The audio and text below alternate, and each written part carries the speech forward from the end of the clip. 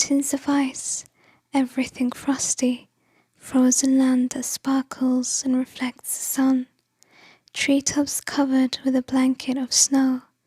A polar bear walks, unafraid of the cold. Hello everyone and welcome back to another Christmas DIY. So today I'm going to be starting off with a jar. You can use a mason jar if you like. This one is one that I've had for some time now, but it's still being sold in Poundland. So I'm going to be using this.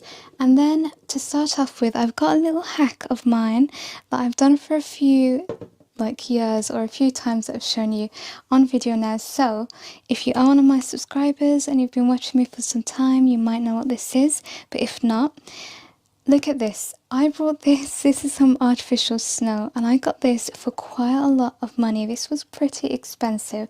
That's before I thought of my idea of using salt as artificial snow. So it works really well. It's really cheap. You can get this obviously anywhere. So that's what's great about using this. You're going to start by grabbing your salt and filling it. So just have a look at how much you want. I'm not making a real mess of this, but let's see, that's a little too little.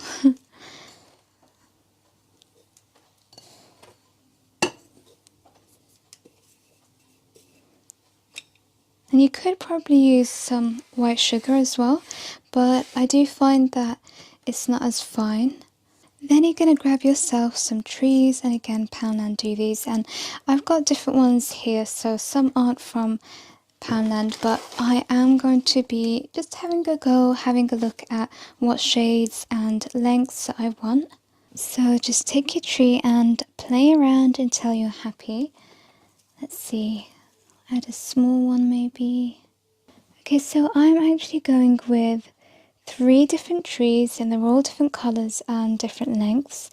And you know what, these are really great to sell at craft fairs, and they also make really nice handmade gifts, and it's so quick and easy to put together and inexpensive, which is great, but it looks expensive, and that's even better.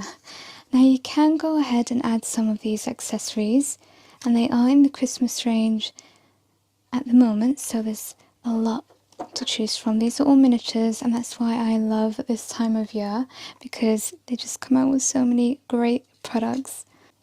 Now I'm going to keep it a little simple, so I don't think I'm going to add that much, and obviously we don't have too much space. I have added 3 trees, so I might add this bear, and he's also carrying a tree. Let's see if he will fit inside. Probably have to move things around a little.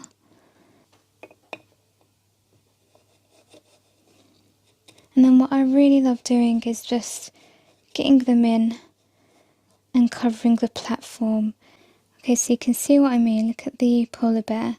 He's covered, and that whole platform that he was standing on is covered. So I really do recommend doing that. It just looks a lot better than plonk like a platform on top of the snow, and it makes it look more realistic. Okay, another way to use some Christmas cards, some old Christmas cards.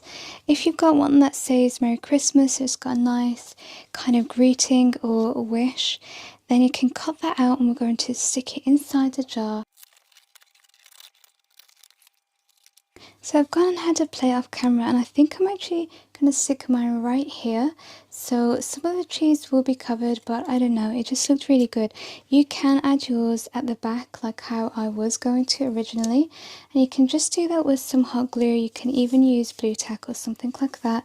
So I'm just going to take my hot glue and I'm going to stick that onto the tree, and I really love that the background is white and then the writing is red. It's just a really nice contrast. Okay, to finish up now, and we're going to add the final touches, which is also going to add a little bit of magic to this project. And of course, every Christmas and winter project has to have some magic.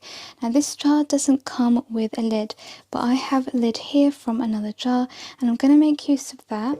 And then you also want to grab one of these push lights. So this is how it is, and you can get them from Poundland. Now what I really love about these is that you stick them on, and then to remove the battery you just twist it, and then you can open it up and you have access to the battery pack. So with the tea lights, for example, it's really annoying because the battery is always here, so if you stick it down you can't really access it. So that's why I thought I need to grab a bunch of these because I can use them for lots of crafty projects. Then that's how you activate the light, and then you remove this and it's sticky, so you can add it to the surface. Let me just make sure that fits. Yep, that fits really nicely. So I'm just sticking it to the lid. So just to show you what I mean, you can see this is the battery area for the tea lights and the on and off switch. How annoying is that? So if I had stuck it down like that, you literally cannot access this. And yeah, it's just really annoying for projects. So really happy with these push lights. Now I'm going to just decorate the neck of the jar.